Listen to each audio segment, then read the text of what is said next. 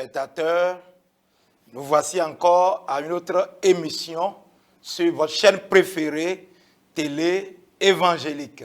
Que le Seigneur vous bénisse et n'importe où vous êtes en ce moment, c'est l'heure de la prédication. Alors, vous allez bien vouloir arrêter ce que vous faites pour vous concentrer afin d'entendre la parole du Seigneur. Prions ensemble. Dieu de gloire, merci pour le privilège de t'appartenir et le privilège de t'entendre parler du haut des cieux. Merci, Père, pour ce privilège de recevoir de toi encore en ce moment. Je demande que ton esprit nous parle, que ton esprit se révèle à chacun et à chacune. Donne-nous la grâce, non seulement d'entendre, mais de comprendre et d'appliquer pour la gloire de ton nom. Merci, Père. Au nom puissant de Jésus, nous avons prié. Et vous répondez tous, Amen. Que le Seigneur vous bénisse. À présent, nous considérons notre prédication dans le livre de Nombre, Nombre au chapitre 15. Nombre au chapitre 15. Et nous lirons à partir du verset 29 jusqu'au verset 31. Nombre 15, 29 à 31.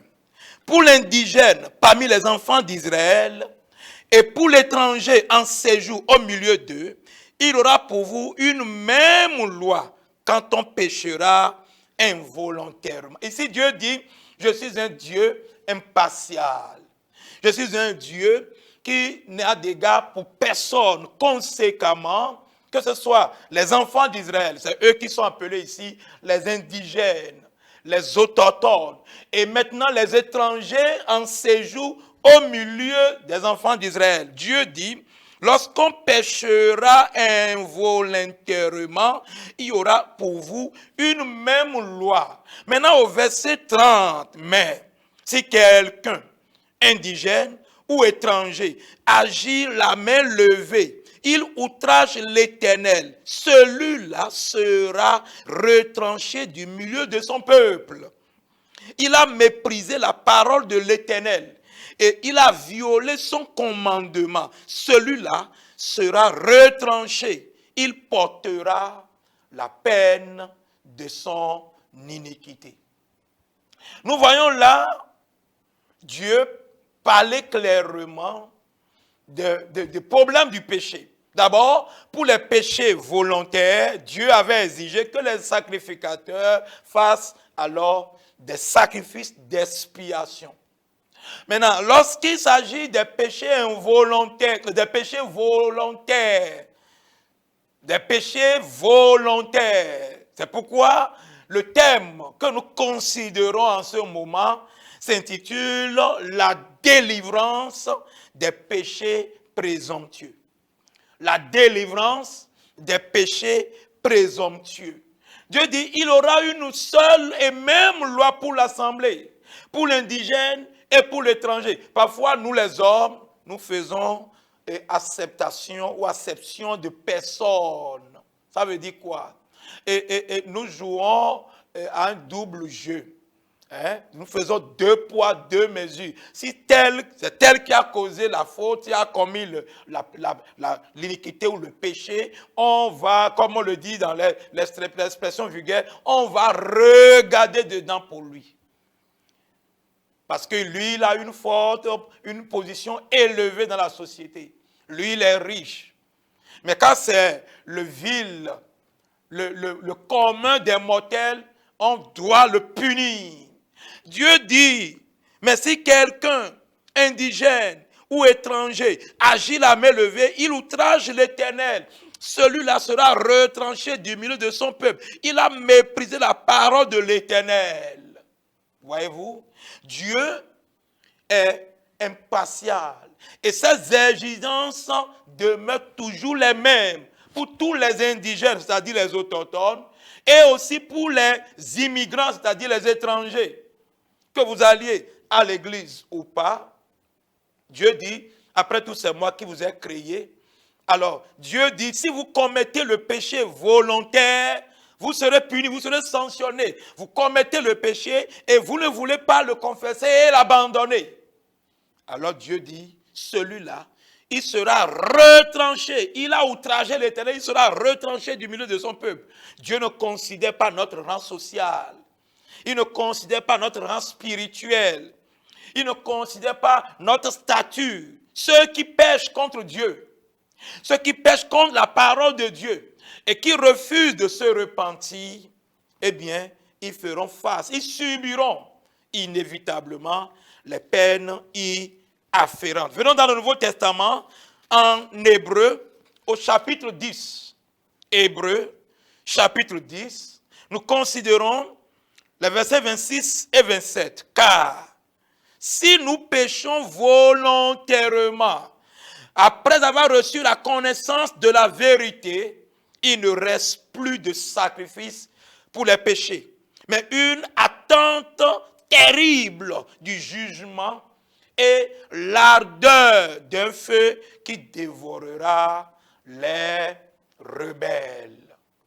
Ici, nous voyons clairement que Dieu dit, ceux qui pêchent volontairement et qui refusent de se repentir, eh bien, ils feront face au jugement de Dieu. C'est pourquoi nous devons chercher à en être délivrés, c'est-à-dire être délivrés des péchés présomptueux. La délivrance des péchés présomptueux. Nous voyons 3 points dans ce message, dans cette prédication. Nous la divisons en 3 points. Numéro 1, la description des péchés présomptueux.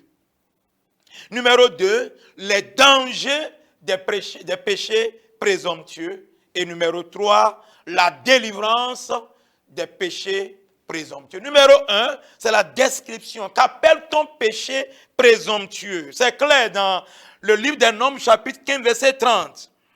Mais si quelqu'un, indigène ou étranger, agit la main levée, il outrage l'Éternel. Celui-là sera retranché du milieu de son peuple. Verset 31, il a méprisé la parole de l'Éternel et il a violé son commandement. Celui-là sera retranché. Il portera la peine de son iniquité. On ne désigne pas péché présomptueux, tout péché commis volontairement. Chers téléspectateurs de la chaîne, votre chaîne préférée télé évangélique, ça c'est la parole de l'Éternel.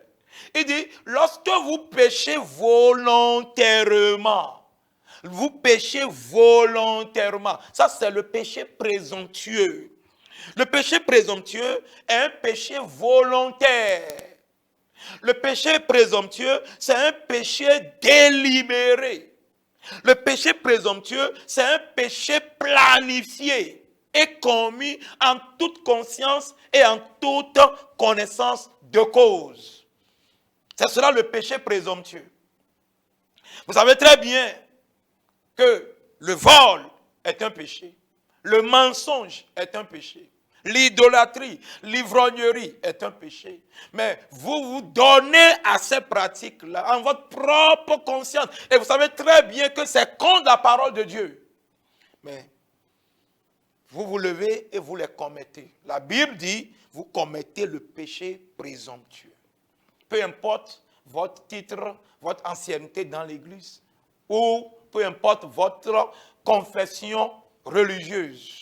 Le péché présomptueux, c'est le fait d'affronter ouvertement l'autorité de Dieu. Voyez. Le péché présomptueux, c'est aller dans une direction opposée à Dieu. Dieu dit, voici le chemin, marchez-y. Maintenant, délibérément, volontairement, vous prenez le sens contraire, le sens opposé. Et vous commettez l'infidélité vis-à-vis de votre mari, vis-à-vis de votre femme. Et certains disent, personne ne m'a vu. Mais Dieu a son souffle de vie en vous. Tout est enregistré. Par conséquent, Dieu vous a vu et vous avez commis alors un péché présomptueux. Le péché présomptueux, c'est un péché fait ou commis, un péché de plaisir, voilà. Un péché de plaisir au mépris de la sanction. Vous ignorez la sanction. Certains disent, je le ferai pour voir ce qui va m'arriver, ce qui va se passer. Le Nouveau Testament l'appelle le blasphème contre le Saint-Esprit. Parce que l'Esprit de Dieu vous a averti, même si vous dites que vous n'allez pas à l'église. L'Esprit de Dieu vous a clairement dit ce que vous faites n'est pas bon. Parce que Dieu, en nous créant, a mis sa loi dans notre conscience. Mais vous commettez des actes au mépris de la parole de Dieu, au mépris des injonctions de Dieu. Alors, ça c'est le péché présomptueux. Chacun de nous doit s'examiner pour voir, est-ce que je commets des péchés présomptueux, des péchés volontaires?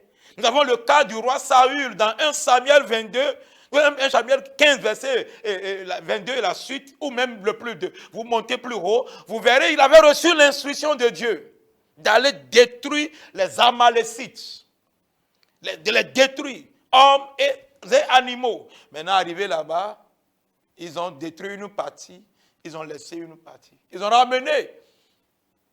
De connivence avec le peuple, il dit, le peuple a dit qu'il faut ramener les animaux gras. Il y en a qui pêchent et disent, c'est ma femme qui m'a dit de le faire, c'est mon mari qui m'a dit de le faire. C'est à cause de telle ou telle personne, c'est à cause de mon patron, c'est à cause de mes employés que je l'ai fait. Non.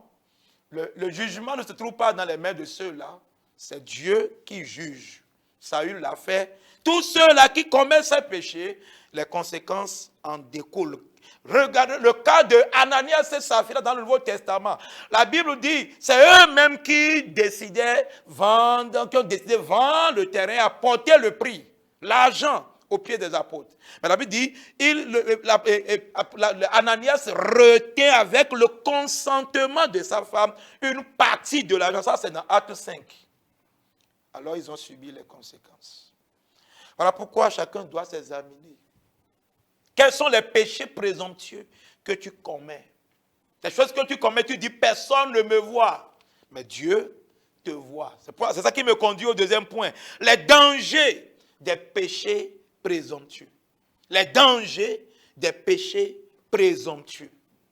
Alors, nous devons comprendre que lorsque on se livre au péché présomptueux, et tu dis, personne ne me voit, tu fais des choses dans le secret, tu touches à l'argent qui ne t'appartient pas là où tu travailles, ou bien l'argent de l'église. On a eu confiance en toi, on t'a confié la caisse, la gestion financière, ou peut-être vous êtes comptable et vous changez les données, les chiffres, par votre technologie, par votre technique ou mode de gestion. Mais Dieu voit. Dieu voit. En Job chapitre 15, la Bible nous montre le danger des péchés présomptueux. Job 15, verset 25. Job 15, verset 25 nous dit, car il a levé la main contre Dieu. Voyez-vous, il a bravé le Tout-Puissant. Est-ce que toi tu peux braver le Tout-Puissant? Qui peut braver, qui peut tromper, qui peut séduire le Tout-Puissant? Le pécheur présomptueux brave Dieu, c'est-à-dire il défie Dieu de façon orgueilleuse. Il montre que Dieu ne lui fera rien et que Dieu ne peut rien lui faire. C'est une façon de bafouer l'autorité de Dieu. Vous voyez, le péché présomptueux. C'est une attitude très grave pour celui qui s'y adonne. C'est très important de le savoir.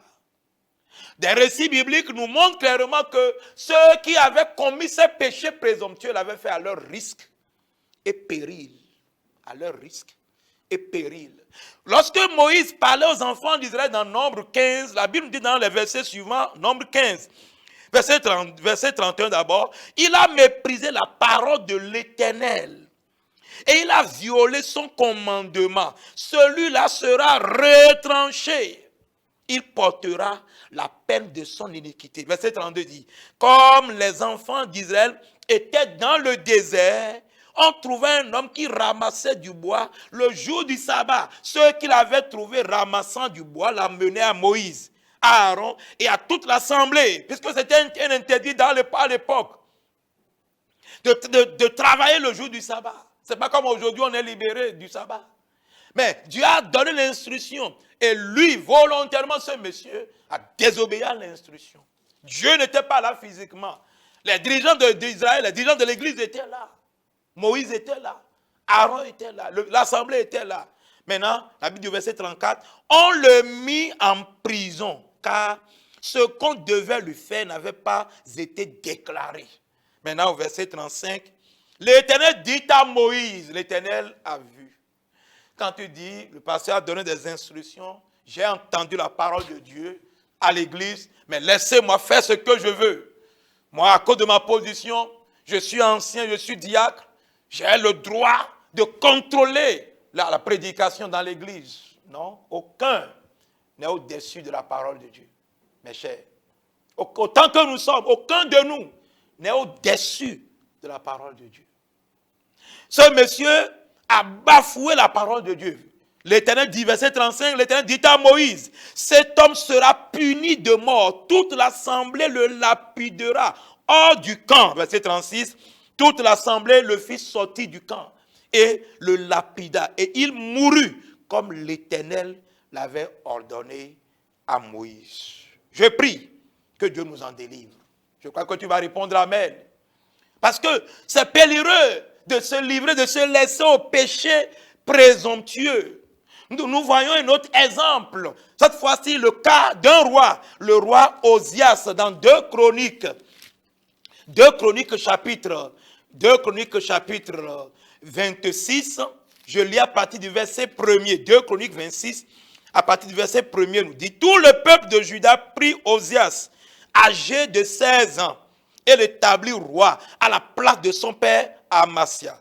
Verset 4 dit, il fit ce qui est droit aux yeux de l'Éternel, entièrement comme avait fait Amasia son père. Si l'histoire continuait comme cela, on dirait fantastique, merveilleux.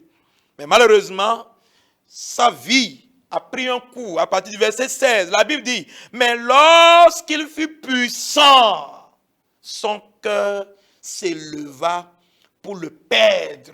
Vous voyez, il y a des gens, vous avez connu fraîchement le Seigneur, vous avez commencé fraîchement par venir à l'église, vous étiez soumis, vous vous êtes donné au Seigneur, vous étiez obéissant.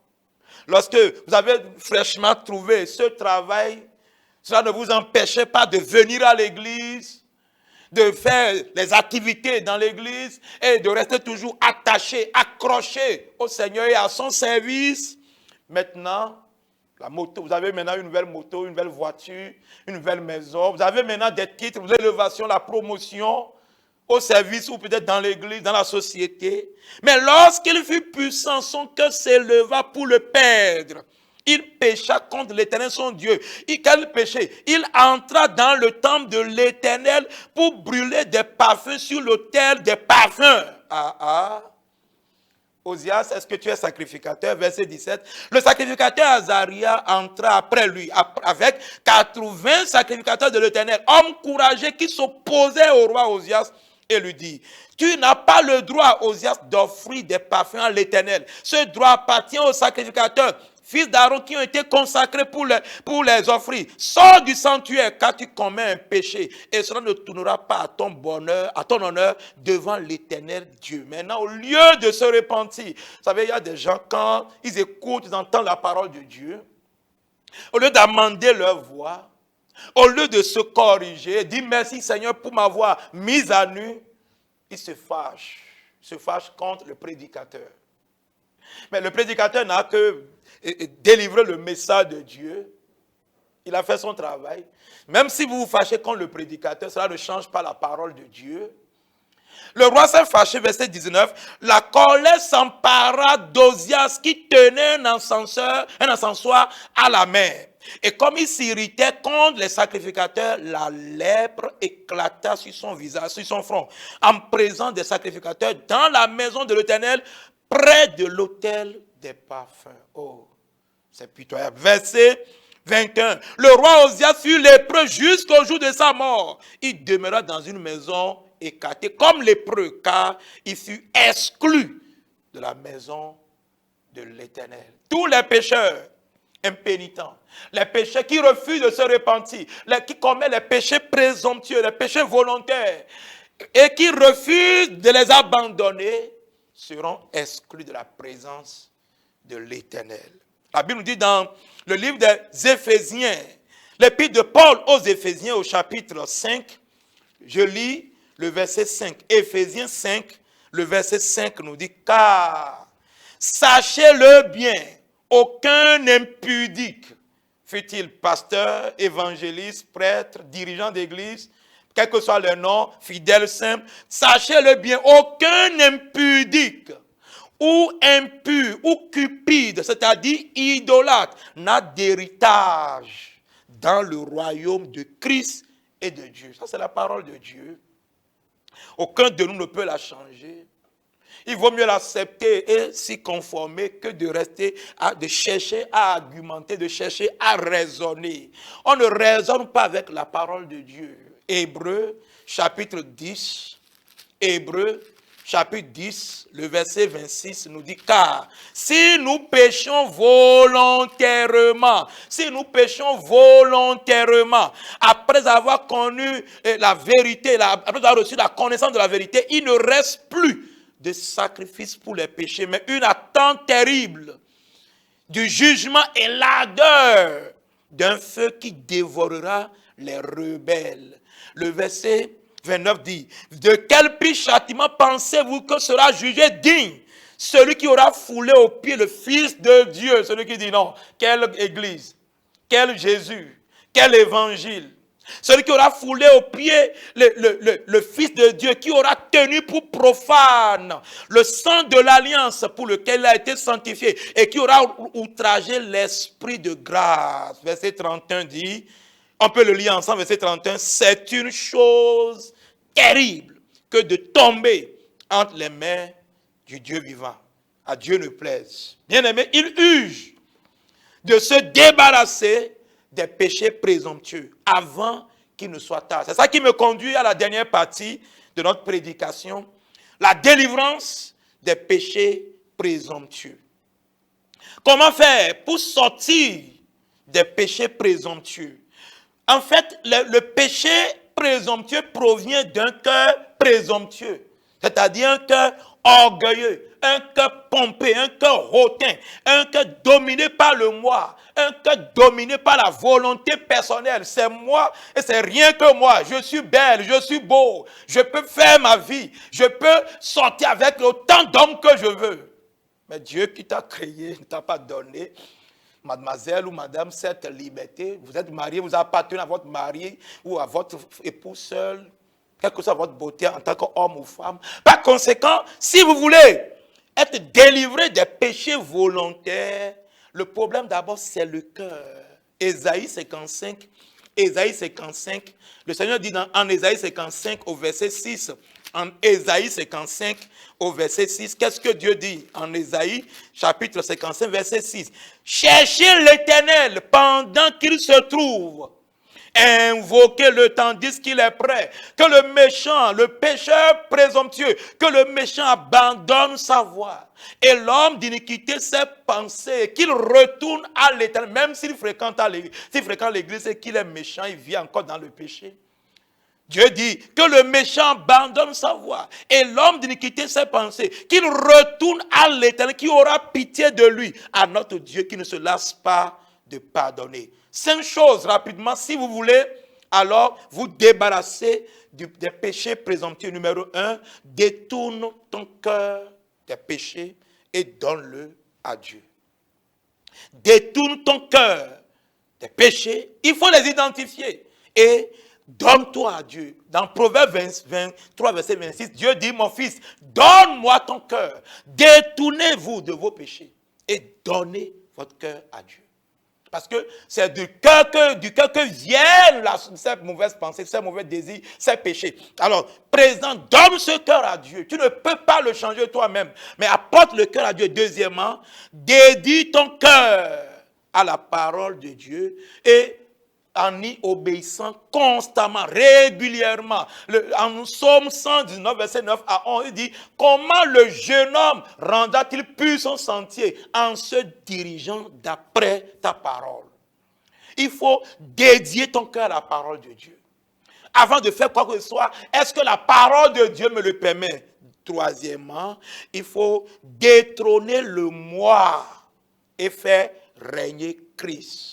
Il faut détrôner le moi. Le moi, c'est la volonté personnelle. Ah bon, c'est à moi il a dit ça. C'est à moi il a fait ça. Je vais lui rendre le coup. Je vais lui montrer que je ne suis pas un chrétien bête. Mais l'apôtre Paul dit, moi, j'ai été crucifié avec Christ. Galates 2:20. Si je vis, ce n'est plus moi qui vis. C'est Christ qui vit en moi. Il faut alors détrôner le moi. Lorsque vous venez à Christ, ne venez pas seulement avec votre corps. Il faut détrôner le moi et permettre la crucifixion du vieil homme. Ce n'est plus moi qui vis, c'est Christ, que l'on voit Christ en vous. Ne portez pas le nom chrétien seulement, non, mais qu'on voit Christ dans votre caractère. Quatrièmement, eh bien, déposez votre corps, votre chair sur l'autel de Dieu. Romains 6 nous dit que le vieil homme, sachant que votre vieil homme a été crucifié avec Christ, et dit, donnez-vous vous-même à Dieu. Il faut déposer ton corps de la tête jusqu'aux pieds. Dépose-les à Dieu, sur l'autel de Dieu. Ton corps ne t'appartient plus. Tes mains ne t'appartiennent plus. Ce n'est plus des mains avec. Il faut aller voler, il faut aller toucher les femmes d'autrui. Il faut aller prendre les choses d'autrui. Il faut prendre avec tes yeux, regarder la pornographie, les choses souillées sur les réseaux sociaux. Non! Cinquièmement, il faut demeurer dans la parole de Dieu. Et demeurer dans la pureté, malgré tout ce qui se passe, il faut demeurer dans la parole de Dieu. Bien-aimés dans le Seigneur nous appelle aujourd'hui. Il faut demeurer en Christ. Quel que soit le nombre d'années que vous avez déjà fait, nous ne sommes pas encore arrivés à la fin. Les péchés peuvent tenter à revenir. Il faut demeurer dans la parole. Jésus dit, c'est lorsque nous demeurons dans sa parole que nous serons vraiment ses disciples. Jean 8, verset 31. Alors, le Seigneur nous appelle aujourd'hui à nous examiner. Êtes-vous toujours dominé par le péché, les péchés présomptueux, les péchés volontaires? Tu prends la décision à chaque fin d'année, je vais abandonner les péchés. Mais au début de l'année, tu reprends encore les mêmes choses. Et tu vas quand même à l'église, tu dis je prie. Aujourd'hui, si tu veux prendre la décision pour dire Seigneur, je prends la décision, je me donne à toi.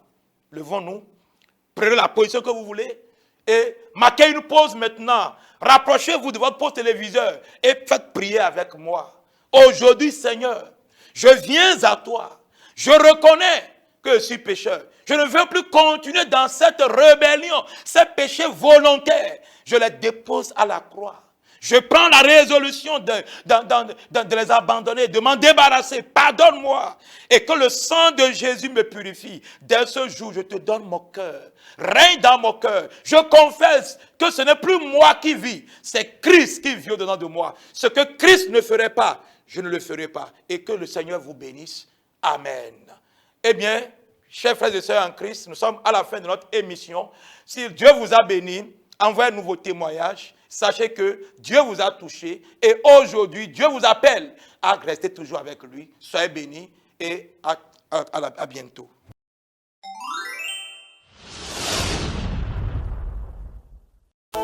Thank you.